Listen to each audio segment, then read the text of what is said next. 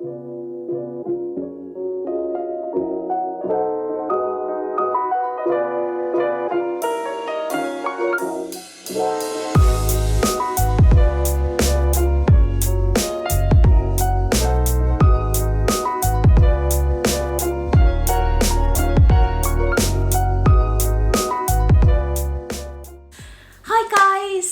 back to my channel. It's lovely to see you all again. If you're new to the channel, I'm Becky, lovely to meet you, and welcome back to those that have been before. Today I'm going to discuss about how different hormone contraceptives can affect your periods or cause you to bleed when you're not expecting it to. I started a little series a few weeks ago, and apologies it's been so long since this video, but I spoke about the main reasons why you may come on your period or you may bleed or spot between your periods when you're not expecting it, which is the worst. So I explained sort of a brief overview of all the different reasons why you may experience some of those problems during your monthly cycle when it's not your time of the month. And in that video I explained that I then wanted to go into more detail about the different reasons why, and then go into a bit more detail about each of those. So today I wanted to talk more about the hormone contraceptives, so list all the different types of hormone contraceptives there are, because there's a lot. So I wanted to talk about those. First of all, sort of a brief overview, and then sort of more in detail for each, and why they can affect your period, the regularity, cause you to bleed when you're not expecting to, and things like that. So I just wanted to go into a little bit more detail about it today. So I've got my cup of tea, to all those non-UK viewers out there. Nice cup of tea. So I'm ready to chat away to you guys, okay? So firstly, there's many reasons why you might experience breakthrough bleeding when on the hormone contraceptive. First and foremost, if you've just started a new hormone contraceptive, your body's just trying to adapt. You know, it's getting used to this new sort of artificial hormone going around your body, you know, so it's going to take a little while. So it might take a few months, and there are a lot of women, they do experience breakthrough bleeding during these first few months. Particularly with the coil, I would say is probably even longer, and I'll go into my personal experiences with that a little bit later in the video. So there's lots of different reasons. But yeah, a hormone contraceptive, you're putting something different, new into your body. So you've got to expect there to be a period of change while your body's getting used to it, and that's why many women in the first few months of changing contraceptive or going on to a hormone contraceptive in the first place might experience bleeding, even if it's just spotting when they don't expect it. Many reasons, but many are not dangerous. There's no cause of concern. In the first few months, it's kind of expected. A lot of women expect it. They understand why and all of those things.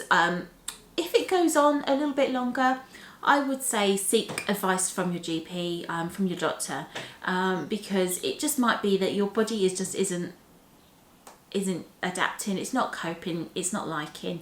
I know a lot of women do come off of a hormone contraceptive if after say 3 months, 6 months, there is no sign of it your cycle becoming more regular, more consistent, or I would even think the thing like for me would be to be more reliable, so that you're not constantly worried that you're going to suddenly bleed or spot in the middle of your cycle. So I would say a lot of women do come off. It's just not for them, and everybody's different. Everybody's body's different, and you should do what's good for you. So if it doesn't work for you, try something different, or think completely differently. Perhaps it's just not for me. Full stop. entirely up to you. Everybody's different. Different things work for different people. I want to go into a bit more detail about how each of the different types of hormone contraceptive might affect you, might affect people differently, and what they are really as well, just to give you a bit more information about perhaps what they are if you're thinking of perhaps trying different contraceptive method in the future. With the combined pill, the patch or the ring, the Nova ring, it mimics a period. It's taking your cycle completely and changing it and mimicking a period. So you can imagine it's going to take a few months for that cycle to adapt and change and to be settled and happy. So you have a withdrawal of bleeding every month, which mimics a period, but it's actually different sync to your actual natural period, if that makes sense. So you're having a mimicked period. So then therefore it's going to take a while to adapt to your body, isn't it? So give it a few months and then hopefully your body will adapt to those changes. With the hormonal IUD, which is the coil or the injection or the implant, which some women have, they can actually stop you having a period altogether. So they do actually often advise women that suffer from heavier periods to have the IUD fitted, the coil fitted, to stop blood loss, especially if they're anemic or anything like that. I personally had a very worrisome, difficult time when I had the coil fitted many years ago, and I'll come into that in more detail later in the video. The other thing it might do, if you start a new hormone contraceptive, the other thing it might do is it may affect the length or the heaviness of your period. Again, it might be just when it's your body's trying to adapt, but going forward you might experience lighter periods, shorter periods, longer periods, heavier periods. It affects people differently. It really does. So it's just seeing how it affects your body, how it affects you, because you're the person that matters. How it affects you, and is it for you? After a few months, everything's settled in. Is this what it's going to be like going forward? Is this for me? And those are the sort of things that you've got to question yourself. Is this for me? You know, going forward, is this the best thing I can do? Or is there something different I can try? Or non-hormone contraceptives. So now let's go over how the different hormone contraceptives can affect your monthly cycle. So I found some statistics online. I'll put the source down here. Or here, up there, somewhere, about how the combined pill can affect new users. So I found out that about 20% of users that start on a combined pill will experience breakthrough bleeding during the first cycle, and this will go down to about 10% during the third month. So not that many people really, but still quite a lot if and again, everybody's different and is going to experience different things, but yeah, about 20% in the first month.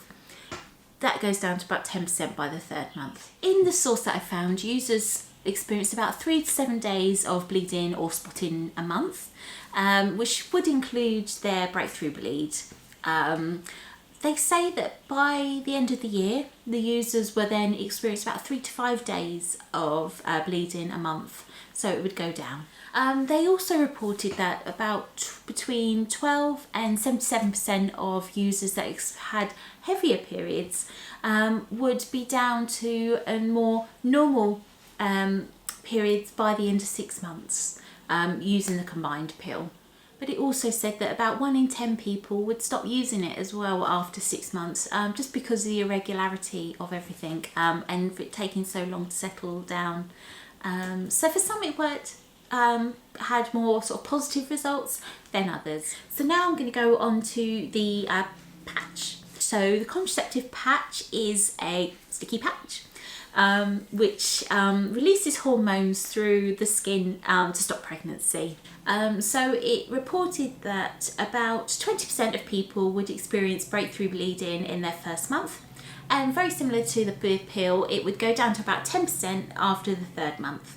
It also went on to say that less than 1 in 10, so less people than the pill, would stop using the patch because of the bleeding and spotting.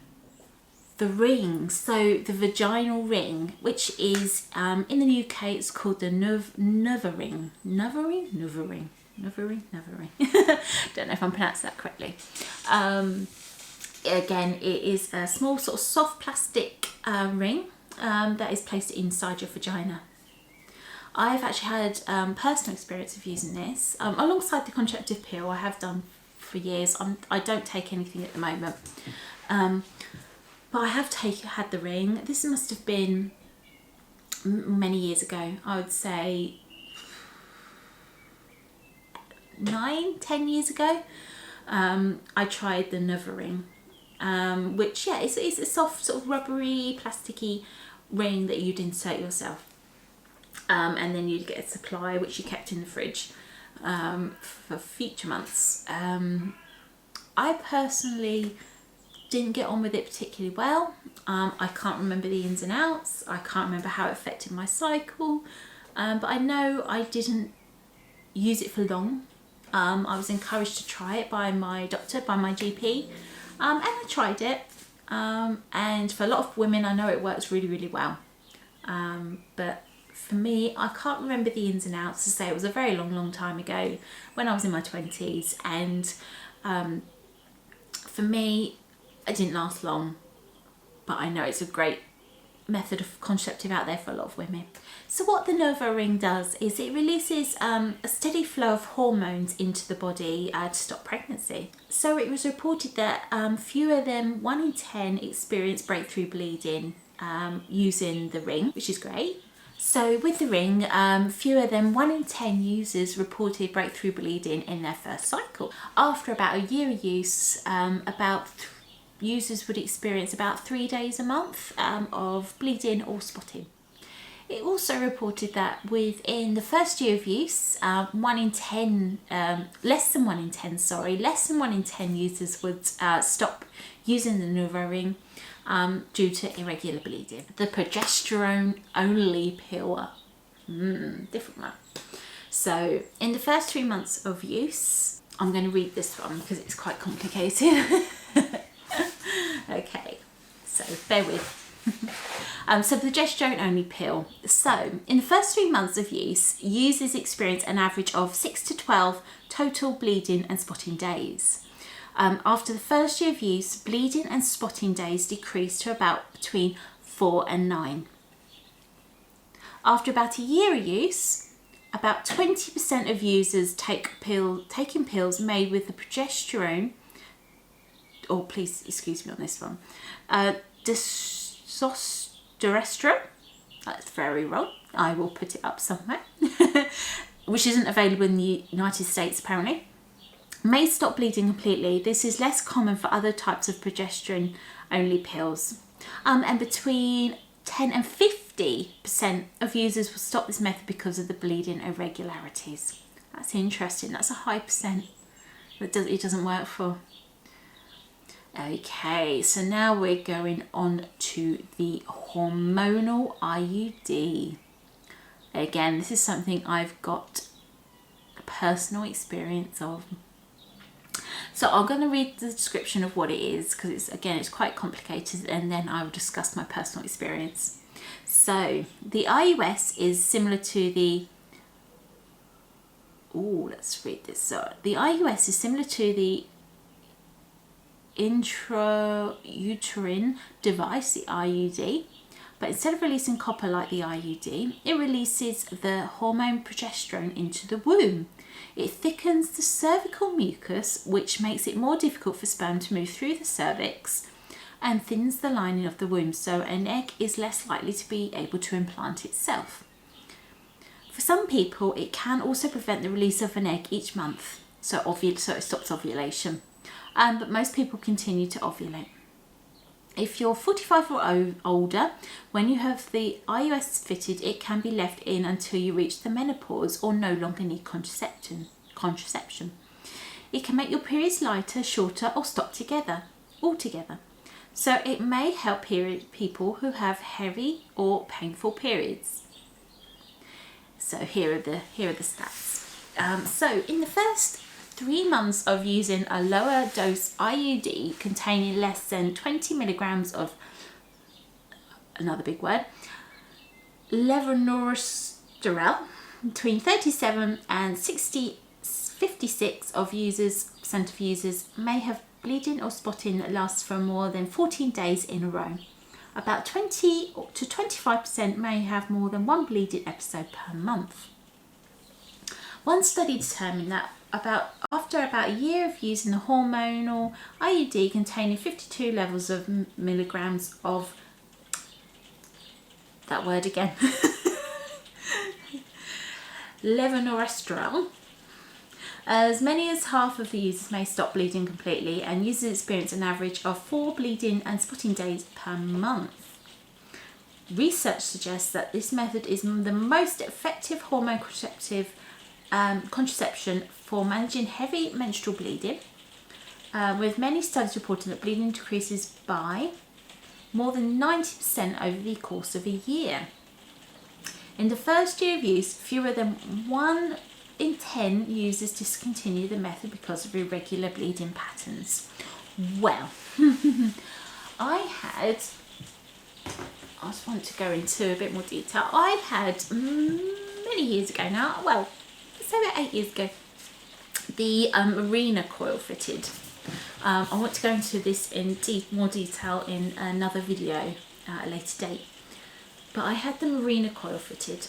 So as the article says, that the coil can stop heavy bleeding. So I was experiencing heavy bleeding after going to my GP. So it was advised for me to give it a go, to try the coil to stop the bleeding. So I had it fitted. You have to go to your doctors to have it fitted. And I had nothing but concerns, but this is, again, it's my body. My body is very different to a lot of people. And as if you've watched my other videos, you know I suffer quite badly. And so like during the with my monthly periods, that, you know, finding something to help me would be really difficult. So I had it fitted and I bled. I had a continuous period, I would say, for about 6 months. And I knew it was going to take a while for my body to adapt. So I kept going. I just thought, okay, it will settle down eventually. I've been told that it might take a few months just for your body to settle and to adapt and to tolerate the new contraception. So I gave it months, quite a few months. I then, at the time, I was working as a care assistant in a care home, and I was doing a 12-hour shift, and I was still bleeding. And I was driving home, and I started bleeding really heavily. I got home, I got straight in the bath. I was tired, obviously I'd been working 12-hour shift. I was tired, but I wanted to get clean. I felt very weak and I was bleeding heavily. I was obviously used to having heavy periods, so for me it wasn't a massive shock. I just thought, whoa, this is heavy, but wow. But anyway, let's just get on with it. I then would say it was bad. It was really, really bad. And so a few days later, I made an appointment with my GP. So I went to my GP and I explained what was happening, that I was having a really heavy bleed. I was also concerned that I didn't think the coil was still where it should be. I don't think it was even there anymore. I think due to the heavy bleed, it had expelled itself, and I was just concerned what was happening really. So my GP decided that I believe it's many years ago, but she would wait for the bleed to finish and then she would look to investigate to see whether it was still there. On investigation, they realised it wasn't. It had expelled itself, and this is when I was following further tests and ultrasound. I was diagnosed with having fibroids. Therefore, I shouldn't have really had it done in the first place. I have read somewhere that people with fibroids, it's a very unstable environment for a coil to be fitted and to be placed. It was obviously pressing against my fibroids, it was obviously causing them everything to bleed, and also it was just an unstable environment. It wasn't going to stay. All my lumps and bumps were in the way, and it expelled itself. So that's my own experience of using the Mirena coil. For many, I know it's brilliant. It's a lifesaver for a lot of people, but my own experience, it didn't work at that time. I know it was many years ago. I haven't tried it since, but just the whole experience, I just felt I didn't want to go through that again. And obviously then since then, you know, the last 8 years where I've had 2 surgeries, many ultrasounds, hysteroscopies, coloscopies, colposcopies, I should say, colposcopies, to investigate my fibroids and my uterus and all of those things, that I've wanted to experiment as little as possible, and not to try all these different methods of contraception and then make things worse. Do I want to try again? I wouldn't say no, but I'm very much more in a mindset nowadays than I was 8 years ago, that I'd rather not unbalance my natural hormone, not pump artificial hormones so much into my body nowadays as I probably used to. But we're all different and we all change, and you know, my opinion or my options might change in the next few years. But that was my very brief experience. There you go, my experience in a nutshell of using the Mirena coil. But I know a lot of you out there have probably used it and it's been brilliant, and I can imagine it being really good. Sorry about the rain. It's on and off, been on and off all day today. But at least there's something really exciting this evening happening. Eurovision. Oh, I'm a Eurovision nut. I love Eurovision. Every year, it's my yearly tradition. It's my yearly nightly celebration of sitting, drinking wine, popcorn, and I absolutely love Eurovision. That's on tonight, so at least I've got that to look forward to. So the 3-month injections. So in the UK, it is most common one used is and I'll put it down below. I don't want to try and pronounce. I think the Depo-Provera, correct? So again, I'm just going to get the details here because it's quite in depth, and I don't want to get the details wrong for you guys. So yes, it releases the hormone progesterone into your bloodstream to prevent pregnancy. So the Depo-Provera is the most commonly given in the UK and lasts for about 13 weeks. Occasionally, what's another big word? Norithrostorat may be given, which lasts for 8 weeks. In the first 6 months of use, about 10% of users experienced bleeding that lasted for more than 21 days. 12% of users may not bleed at all in the first 3 months of use, and the average number of bleeding and spotting days per month during this period may be 7. After about a year, nearly half of users do not bleed at all, and users overall experience an average of 3 bleeding and spotting days per month. So some research shows that about 20% of users stop using this method because of irregular bleeding patterns, including no bleeding or unexpected bleeding. Interesting. So again, there's quite a big amount of people that stop it because of sort of irregular bleeding and everything, which is, it's really interesting, really interesting. So that's quite a big amount of people. So the implant. Contraceptive implant. Again, I might have to read this because there's quite some big words. And lots of details and lots of data, and I want to get it right for you guys. So the contraceptive implant, the next planon, is a small flexible plastic rod. Oh yeah, I've seen these. That placed under your skin in your upper arm by a doctor or nurse. So I've seen them on my friends where it's sort of placed there, isn't it? I think.